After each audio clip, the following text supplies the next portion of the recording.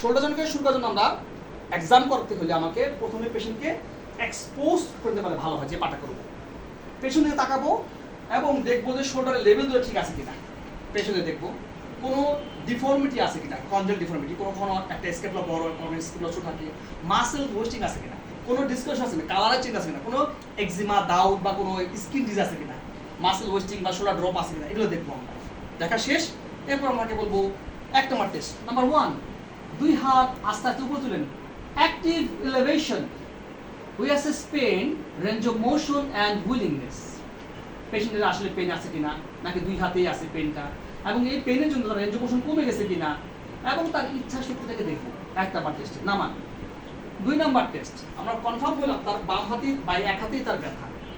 Passive elevation, এক্ষেত্রে আমি এক হাতে সাপোর্ট দেবো এবং ওই হাতে উঠাবো, নিয়ে চাপ দেবো। We assess pain, range of motion and emphasis elastic. Confirm হল হ্যাঁ এই হাতেই ব্যথা আছে, বাম হাতে উঠাবে, আস্তে আস্তে উঠাবে। Number 3, painful arc, this is a painful section, হাত সোজা, এলবো সোজা রাখে উঠান। This is a painful section in between the pain free region. সাধারণত 60 ডিগ্রি আগে কোনো ব্যথা থাকবে না, 60 ডিগ্রির পরে থেকে উঠান, ব্যথা ব্যথা ব্যথা ব্যথা ব্যথা 120 পর্যন্ত ব্যথা পাবো। এরপরে 120-এর পরে 180-এর মধ্যে আবার কোনো ব্যথা নাই। এই যে পেইনফুল রিজন 60 থেকে 180 120-এর মধ্যে এবং তার আগে এবং পরে ব্যথা নাই, এটাকে বলা হয় painful arc. Number 4, passive abduction, এলবোটাকে শর্ট লিভার নিলাম, নেওয়ার পরে স্ক্যাপুলারে ধরলাম, ইনফেরিয়র অ্যাঙ্গেলে ধরে রাখলাম, এবার আমি প্যাসিভ অ্যাবডাকশন করলাম। কেন ধরলাম? গ্লেনোহিউমেরাল রিদম আছে, হিউমারাস 2 ডিগ্রি অ্যাবডাকশন করলে স্ক্যাপুলা একদিকে নড়াচড়া করে। এর যে পিওর শোল্ডার মুভমেন্টের ব্যথা কিনা তা বোঝার জন্য আমরা এটা করলাম। Passive pain, range of motion end emphasis elastic. 4 নম্বর টেস্ট করা শেষ, পেশেন্টের সরাসরি দাঁড় করা দেবো এবং যে পাশে ব্যথা ওই পাশে দাঁড়াবো।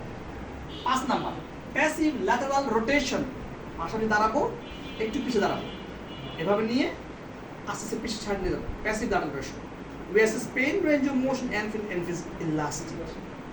এই ক্ষেত্রে দুইটা কথা, যদি মুভমেন্ট করার শেষ থেকে শুরু পর্যন্ত, শুরু থেকে শেষ পর্যন্ত ব্যথা থাকে, ও ব্যথা ব্যথা ব্যথা ব্যথা ব্যথা, তাহলে বুঝতে হবে স্টেজ 3 আর্থ্রাইটিস ডেভেলপ করছে।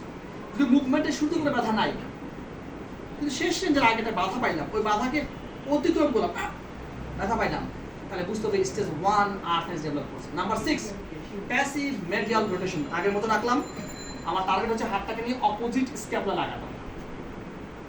এক্ষেত্রে 4টা কথা, যদি হাত ব্যথার জন্য ফ্রন্ট পকেট থেকে আনেন না, তাহলে -30 ডিগ্রি, মানে 90 ডিগ্রি থেকে 30 ডিগ্রি কম আছে, এই 30 ডিগ্রি আপনাকে গেইন করতে হবে। যদি হাত এমন হয় যে ব্যথা তার শুরুতে নাই কিন্তু ব্যাক পকেটে নেওয়া থেমে গেছে, -15 ডিগ্রি। যদি এমন হয় হাত ব্যাক পকেটে নেওয়া শেষ কিন্তু স্যাক্রামে গিয়ে থেমে গেছে ব্যথার জন্য, তাহলে বুঝতে হবে -5 ডিগ্রি আছে। যদি এমন হয় যে হাত সম্পূর্ণ নিতে পারলাম, অপোজিট স্ক্যাপুলা লাগাইতে পারলাম, তাহলে ফুল রেঞ্জ অফ মোশন তার আছে।